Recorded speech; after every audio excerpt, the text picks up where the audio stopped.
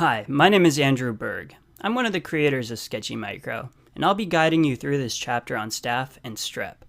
In this video, we'll be bold and dive right into perhaps one of the most important bacteria you'll learn from microbiology, Staph aureus.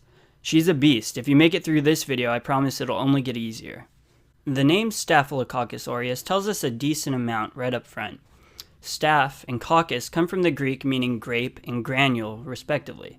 And this is because under the microscope, staphylococci look like a bundle of grapes.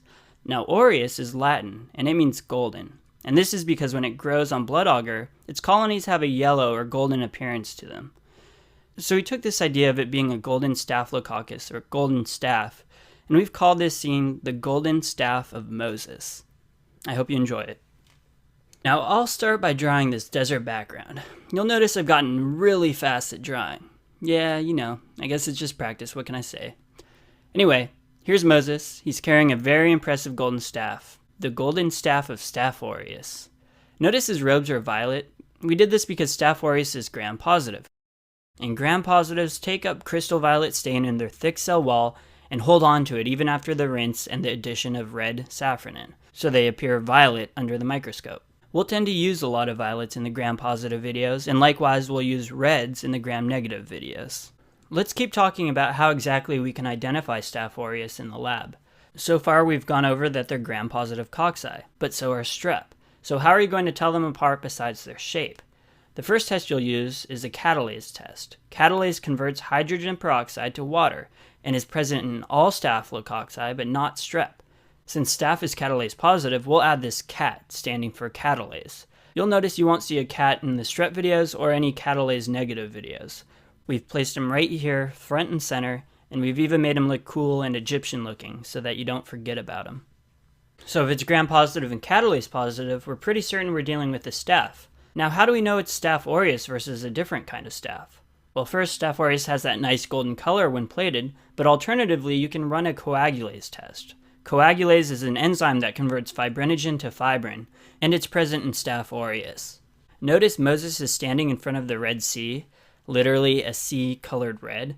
It's red because it's supposed to remind you of blood, and his parting of the Red Sea is him actually coagulating it. So again, this will remind you that Staph aureus is coagulase positive. Another way to differentiate Staph aureus from other types of staph is that it's beta hemolytic. We'll have Moses carrying this bright red light bulb with a B inside of it.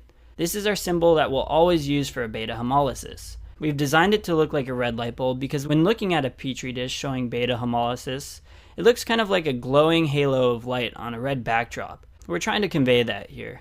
The last way to know you're dealing with a Staph aureus is to plate it on mannitol salt agar. The salt selects for only Staphylococcus species, and you can also differentiate whether or not it can ferment mannitol. If it can ferment mannitol, as in the case of Staph aureus, it'll turn the agar yellow. If it can't, the agar will stay pink. So to represent its ability to ferment mannitol, we'll draw this tall man here behind him. Tall man, or if you flip those, man tall, mannitol. A little bit of a stretch, I know, but I think you've got it. And we'll have him wearing bright yellow clothes. To remember, the mannitol fermenters turn the agar bright yellow. Now let's turn our attention to this big letter A in Moses' staff. You may have smartly assumed that this staff stands for aureus, but you'd be wrong. It actually stands for protein A, and it's the main virulence factor for Staph aureus.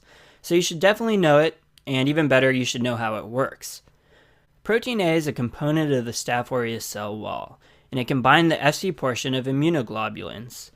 To visually represent this, we'll show the A binding an antibody at the Fc region. By doing this, protein A prevents complement from binding the same region, working to prevent opsonization and phagocytosis. All of this better enables it to colonize its host. Which brings me to my next point. Staph aureus colonizes the nares, or opening of the nose. And how will we show this? Notice the sphinx back here is missing his nose. That's because we moved it right here. We're using it as our symbol for colonizing the nose. Now we're going to dive into the diseases caused by Staph aureus. The first grouping are the inflammatory diseases. First we'll have this guy walking the camel, and he's falling to his knees and coughing. As he does that, he's pulling the camel down to his knees too.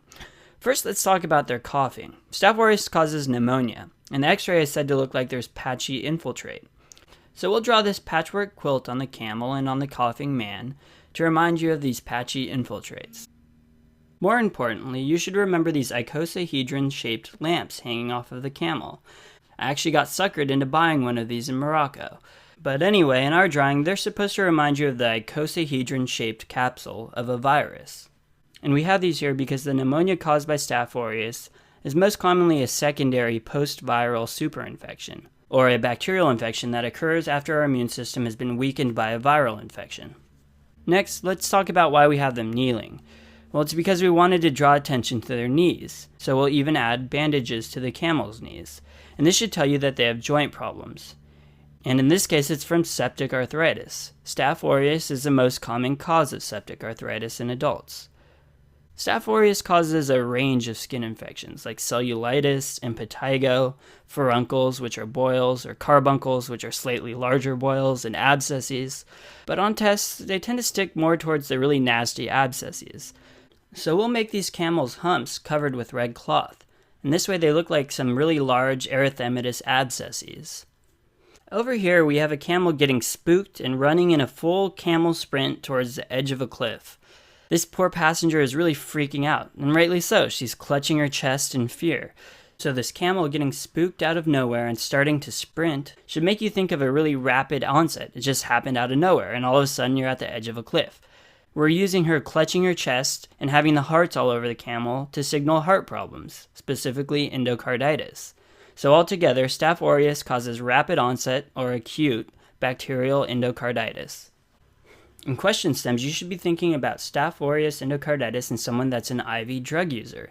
And in these cases, it's generally a right-sided heart infection, especially in the tricuspid valve. So first, to remember IV drug users, rather than drawing her and the camel shooting up somewhere in a bathroom stall, we'll stick to something more appropriate for this era, and we'll draw a mortar and pestle with these weird medication vials. These drugs will remind you of IV drug use.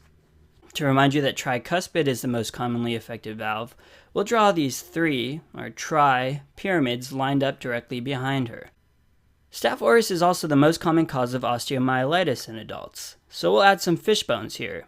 Fish bones left out in the sun like this would be really rancid and smelly, which should clue you into some sort of infection of the bone.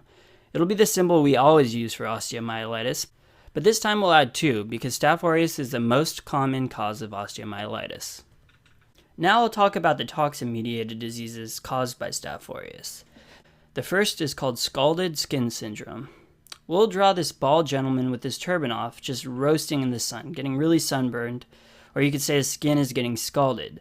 And just like a sunburn, in scalded skin syndrome, your skin will begin to peel off. This is all mediated by exfoliative toxin, a protease. The next toxigenic disease is toxic shock syndrome. The classic situation for toxic shock syndrome is someone leaving some sort of foreign packing in for too long, like a gauze after a rhinoplasty, or a tampon. The toxin is called toxic shock syndrome toxin, or TSST, and it's a superantigen, which causes nonspecific binding of MHC class II and T-cell receptors. This causes overactivation and eventual cytokine storm, which could be potentially fatal. To remind you of superantigen and shock, we'll draw on a cape, this super cape, with a lightning bolt for shock. We'll use this in another video to represent toxic shock syndrome. For the last toxin, we'll draw another running camel, but this time the woman on it is clutching her mouth and looking green as if she just threw up in her mouth a little bit. She has food poisoning, and the running camel signifies rapid onset. It's a rapid onset food poisoning because the toxin is preformed, so as soon as it's ingested, it can start causing symptoms within 1 to 8 hours. Unlike most food poisonings we learn about, Staph aureus food poisoning is more associated with vomiting than diarrhea. This is why we have her look like she's going to vomit. The food poisoning comes from meats and cream-based foods like mayonnaise or custards that are left out for too long. So we'll draw some meats and what looks like to be a jar of mayonnaise, which clearly are without adequate refrigeration. So now this next part may not be biblically accurate, but in our story, the Pharaoh comes out, raises his hand, and shows the Israelites mercy. This gesture of mercy will stand for MRSA, or methicillin-resistant Staph aureus. MRSA becomes resistant methicillin by altering its penicillin-binding proteins, or PBP. So PBP in Staph aureus helps construct the cell walls. In this story, the Israelite slaves used to be responsible for constructing the cell walls, but now that they've left, the pharaoh resorts to using these altered pyramid building people, the Anubis, or a jackal-headed god.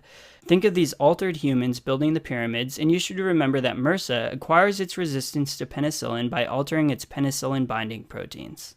Now for the treatment of MRSA, we use vancomycin.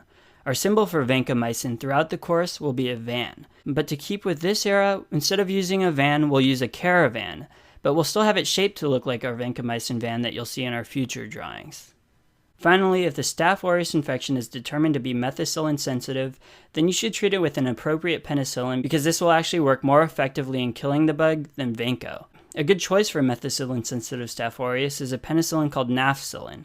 We'll change this pharaoh's staff into a pencil. Pencils are a symbol for penicillin, and a good mnemonic people use is NAF for staff, which we've illustrated by substituting a staff for a pencil.